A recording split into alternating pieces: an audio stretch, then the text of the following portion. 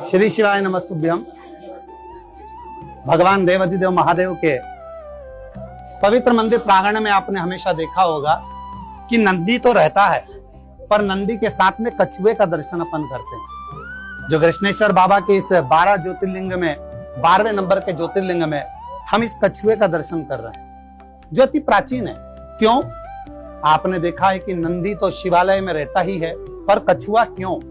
तो हमारे यहाँ माँ जगतजननी जगदम्बा अम्बा माँ पार्वती जी ने भी शंकर जी से पूछा कि एक कछुआ आपके नित्य प्रति दर्शन करने के लिए आता है, जैसे एक कछुआ भगवान नारायण के दर्शन करने को जाता है और भगवान नारायण का दर्शन कर लेता है, उसी तरह एक कछुआ नित्य दर्शन करने के लिए आता है। आखिर ऐसा क्यों? भगवान शंकर कहते हैं, हे जगतजननी पार्वती, मुझे कछुआ अति प्रिय है क्योंकि इसकी लीला बड़ी विचित्र है।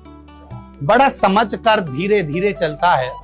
जैसे मनुष्य की जीवन की लाइफ ऐसी होती है कि एकदम तीव्रता से व्यक्ति भगता है, पर यह कछुआ उसे सिखाता है कि संभल कर चलो, धीरे चलो। कछुआ जिस समय पर कुछ प्रहार होता है या तकलीफ आती है तो अपने हाथ पैर और अपने मुख को अपने में ही समाहित कर लेता है। उसी तरह जब आप अपना विस्तार पूर्ण कर लेते हैं और कहीं ना कहीं विस्तार में पूर्ण हो जाते हैं, तब प्रयास करें कि धीरे धीरे समेटने की भी आदत रखें। जैसे एक बाजार करने वाला होता है ना, अपनी दुकान को सजाता है, मार्केट करता है, फिर वापिस झोले में भर लेता है।